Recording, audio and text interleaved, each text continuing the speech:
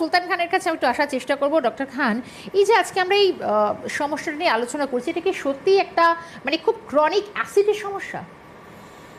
দেখুন, জিআরডি একটা এমন একটা রোগ, বেসিক্যালি এটা একটা রিফ্লেক্স প্রবলেম রয়েছে। বেসিক্যালি আমরা যখন ওভার ইটিং করে ফেলি বা আমরা অনেক খেয়ে ফেলি, বা আমাদের যে এসোফেগাসে একটা ল্যাস বলে একটা জায়গা রয়েছে যেটা একটা গেটে হিসাবে কাজ করে আমাদের খাওয়ারগুলোকে ব্যাক ফ্লো করতে দেয় না, সেই জায়গায় যখন কোনো প্যাথোলজিক্যাল সমস্যা হয়ে যায় আমাদের, তখনই এই প্রবলেমটা আমরা দেখতে পারি জিআরডি।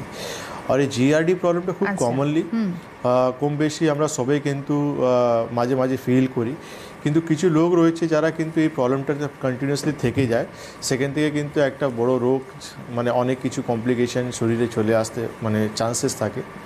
এই জন্য আজকে আমরা জিআরডি নিয়ে একটা ডিসকাশন করতে চাইছি, কেন কি জিআরডি নিয়ে আমরা অনেক পেশেন্ট দেখি, হাইপার অ্যাসিডিটি অনেক পেশেন্ট দেখি আমরা, যে কিছু নির্দিষ্ট মেডিসিনের উপর তারা ট্রিটমেন্ট করে থাকে, তার জন্য কিন্তু তারা নিজের রোগটা কোনোদিন ইমপ্রুভ করতে পারে না, তার সঙ্গে অন্য অন্য রোগ শরীরে নিয়ে চলে আসে। একেবারে ডক্টর খান এবং ডক্টর রয়ের কাছে একটু আসার চেষ্টা করি। মানে এটা আজকে আলোচনায় আমরা আসার চেষ্টা করলাম যে মানে এই জিআরডি আমরা আলোচনা করছি, কিন্তু আমরা বলছি যে সাধারণ মানুষ এগুলো খুব একটা সমস্যা নিয়ে ভাবেই না। প্রতিদিন একটু মুখে একটু খাওয়ার পর হয়তো জল উঠে আসে, তো এটা খুব কমন ব্যাপার। ভাবলে হয়তো যে একটু অ্যাসিড কম করে গেছে। তো এটা নিয়ে আমাদের আজকে ভাবার জায়গাটা কেন, কি মনে হয় আপনার? কেন কিনা আমাদের ভাবার জায়গাটা এই জন্য, কারণ যখন খুব বেশি বেড়ে যায় তখন কি হয়, আমাদের যখনই আমরা যা খাচ্ছি সেটা মনে হচ্ছে মুখে চলে আসছে। মানে আমি একটা খাবার খেলাম, একটা টক ঢেকুরের মতো চলে আসে, বা টক জল যেটা আমরা বলি চলে আসে, বা যে খাবারটা খেলাম সেটাই মুখে চলে এলো, সেটা এতটা কমপ্লিকেটেড হয়ে যায়। আর তার সঙ্গে আমাদের যে ডাইজেশনটা থাকে একদম কমে যায়, কেন কিনা আমাদের একটা এমনিতে স্টামাক একটা অ্যাসিড থাকে যেটা আমাদের হজমের জন্য সাহায্য করে, কিন্তু সেটা যখন খুব বেশি পরিমাণ উৎপন্ন হচ্ছে, প্লাস যেটা স্যার বললে কি আমাদের যে খাদ্যনালী আর স্টমাকের মাঝখানে একটা গেট আছে, যেটা আমরা খাবারটা খাই তখন গেটটা বন্ধ হয়ে যায়, কিন্তু অ্যাসিডটা যখন ফর্মেশন হয় খুব বেশি ওই গেটের জায়গাটাতে, সেখানে কি হয় ড্যামেজ হয়, টিস্যু ড্যামেজ বলুন বা মাসেল ড্যামেজ বলুন, হয়ে কি হয় এই বন্ধটা ঠিকঠাক হয় না ওই খাদ্যনালী আর স্টমাকের মাঝখানে যে জায়গাটা, তখনই কি হচ্ছে যে খাবারটা ব্যাক ফ্লো হয়, মানে আমি যেটা খাচ্ছি এটা হজম না হয়ে আবার মুখে চলে আসছে। এটা কিন্তু একটা বড় কমপ্লিকেশন হয়ে যায়, কারণ তথাকথিত আমি হয়তো একটু বিয়ে বাড়িতে খেলাম বা কোনো একটা বাড়িতে হয়তো খুব বেশি খাওয়া হয়ে গেল, হেভি ফুড খাওয়া হয়ে গেল, বা কিছু মানে স্পাইসি ফুড খাওয়া হয়েছে, সেখান থেকে কি হচ্ছে এই জিনিসটা কিন্তু আর বেশি বেড়ে যায়, আর সমস্যাটা আমরা বেশি বুঝতে পারি। একদম অবশ্যই। এবং দর্শকদের জন্য বলে দেবো যে যেহেতু আমরা এই জিআরডি নিয়ে আজকে আলোচনা করছি, মানে দেখুন ইতিমধ্যেই কিন্তু এই সমস্যাটা আমার মনে হয় আপনি আমি আমরা ভুগি না এমন বোধহয় কেউ নই। তাই আজকে এই সমস্যায় আপনি হয়তো কাবু হয়েছেন, বা হয়তো কাল রাতে হয়তো অনেকটা খেয়ে ফেলেছেন, বা হঠাৎ করে খাওয়ার পর মনে হলো যে বোধহয় খাওয়াটা হজম হলো না, এরকম কোনো সমস্যা কি আপনাকে কাবু করেছে কখনো? তাহলে কি করবেন বা লক্ষণগুলোকে একটু জেনে নেওয়া দরকার রয়েছে। আপনারা আলোচনায় আসুন, আপনাদের জন্য ফোন নম্বর খুলে দেওয়া হয়েছে, ততক্ষণ আমরা আলোচনায় এগিয়ে নিয়ে যাবো। ডক্টর সুলতান খান, আপনি একটু জানার চেষ্টা করবো, এই তো একটা সিমটম আছে, মানে ডক্টর রয় যেটা বললেন যে আমাদের এটা যদি খুব বেশি হতে পারে, তার মানে হচ্ছে যে হয়তো কোনো মানুষ যার হয়তো এটা দুদিন অন্তর অন্তর এই সমস্যাটা হয়, অর্থাৎ এর একটা সিমটমগুলো আগে একটু জানবো। যেমন জিআরডি সিমটমসটা খুবই ক্লিয়ার আছে, যেমন খাওয়ার পরে কিন্তু পেশেন্ট একটা জিনিস ফিল করবে, যেটা হচ্ছে বুকে জ্বালা বা মুখে টক ডেকুর উঠে যাওয়া, আর ওর সঙ্গে কিন্তু অনেক সময় খাওয়ার ফুড পার্টিকেলস পর্যন্ত মুখে চলে আসে আমাদের। এই সমস্যাগুলো কিন্তু কমনলি পেশেন্ট দেখতে পায়। তার সঙ্গে পেশেন্ট একটা কী বলবো ওটা অ্যাবডোমেন বাল্জ বা ইনডাইজেশন একটা প্রবলেম কিন্তু পেশেন্ট ফিল করতে পারে।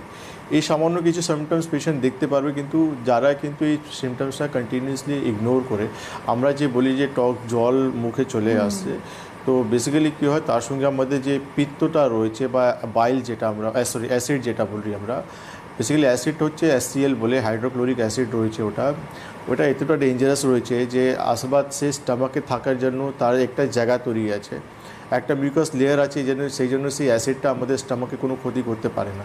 কিন্তু আমাদের যে খাদ্যনালী রয়েছে আমাদের, সেই খাদ্যনালী কিন্তু সেরকম কোনো কভারিং নয়, তো এই জন্য সেই অ্যাসিডটা যখন বারবার আমাদের যখনই ওই খাদ্যনালীর উপর আসবে, তখন আলটিমেটলি সেখানে কিন্তু আমাদের ইজিওফ্যাসাইটিস বলে একটা সমস্যা হতে পারে আমাদের, মানে ওখানে একটা ইনফেকশন হতে পারে আমাদের, আলসার তৈরি হয়ে যেতে পারে আমাদের। মানে এটা যদি কারোর খুব ঘন প্রবলেমটা হয়ে যাচ্ছে, কন্টিনিউয়াসলি প্রবলেমটা হয়ে যাচ্ছে, তো একটা স্ট্রাকচার পর্যন্ত তৈরি হয়ে যেতে যেতে পারে। তো এটা খুবই ডেঞ্জারাস জিনিস, সেখানে কিন্তু আলটিমেটলি লাস্টে এমন হলো যে সেখান থেকে ক্যান্সার পর্যন্ত টার্ন করে যেতে পারে পেশেন্টে।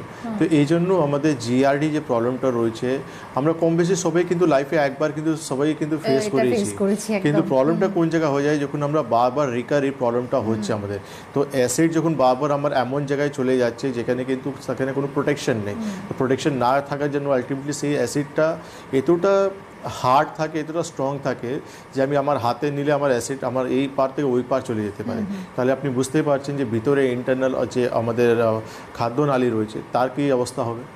একদম তাই ডক্টর, আপনিও কি একই কথা বলবেন? তার কারণ হচ্ছে যে আমরা সত্যি তাই যেটা ডক্টর খান বলেন যে মানে এটা আমি আপনি কেউ ভুগিনি আজ পর্যন্ত, এটা নয়, সবাই কম বেশি এটা সাফার করি। কিন্তু বিষয়টা হচ্ছে যে যখন এটাকে আমরা গুরুত্ব না দিই, মানে এটা আমাদের ডেইলি হচ্ছে, আমরা হয়তো লুক আউট করে যাচ্ছি ব্যাপারটা যে ও ঠিক আছে আজকে হলো একটু, বা যে কোনো একটা অ্যান্টাসিড খেয়ে নেওয়া দুম করে, এটা বাজার চলতি অ্যান্টাসিড, অনেকে হয়তো এটা নিয়ে একেবারেই সচেতন নয়। তো এক্ষেত্রে কি করণীয়, মানে এটা কি ডেঞ্জারাস হতে পারে? হ্যাঁ অবশ্যই, কেন কিনা কারণ অ্যাসিড তো, তার জন্য আমাদের যে খাদ্যনালী সেখানে কিনা আলসারেশন হয় বা স্ট্রিকচার হয়ে যাচ্ছে, বা মেইন যেটা হয় আমাদের দাঁতে একটা এফেক্ট চলে আসে, ড্যামেজ সেগুলো হয়। আর কেন কিনা কন্টিনিউয়াসলি যখন এটা হতে থাকবে, কারণ শুরুটা কি হয় আমরা হয়তো বুঝতে পারি না যে ইনডাইজেশন হচ্ছে বা হাইপারএসিডিটি হচ্ছে, সেটা একদম স্টার্টিং থাকে, আমি কিছুটা খেলাম হজম হলো না বা আমি দেরিতে খেলাম, টাইম মেনটেন করলাম না, সেগুলো থেকে কিন্তু শুরু হচ্ছে। আবার আস্তে আস্তে তার সঙ্গে আমার একটা ধরুন যাদের ওয়েট বেশি হলো বা প্রেগনেন্সি যাদের আছে সেখান থেকে জিনিসগুলো বাড়ে। আর কিছু কিছু মেডিসিন আছে, যেরকম অ্যাসপিরিন কন্টেন্ট কিছু মেডিসিন আছে, সেগুলো থেকে পজিটিভ ফ্যাক্টর হয়, মানে কারণ কেন হচ্ছে সেটা। বা আমরা খুব বেশি একটা ট্রেন্ড চলে, এখন তো খুব আমাদের ট্রেন্ডে চলে খালি পেটে কফি খাওয়া। তো আমার যদি অলরেডি অ্যাসিড ফর্মেশন হচ্ছে, আমি যদি খালি পেটে কফিটা খাই, এটা ক্যাফিন রয়েছে, সেখানেও ড্যামেজটা বেশি হবে। আমি আসলে কি কি খাবো